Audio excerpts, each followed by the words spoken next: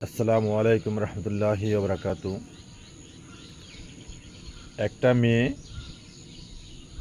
যে লালন পালন করে মা বাপে পড়ালেখা করার পরে ভালো একটা ছেলে দেখে বিয়ে শাদী দেওয়ার সময় মা বাপের অনেক টাকা খরচ হয়। এমনকি বিয়ের দেওয়ার পরেও ছেলের বাড়ির বিভিন্ন আবদার পূরণ করতে হয়। আবার যখন ওই মেয়ের বাচ্চা কাচ্চা হবে তখনও ছেলের বাড়ির আবদার পূরণ করতে হয়। বিভিন্ন রকম আবদার তারা মা বাপের কাছে করে। আমাদের সমাজের বর্তমান নিয়ম এরকম।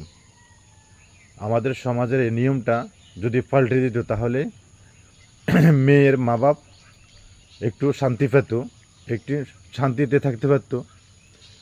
আপনারা কি মনে করেন?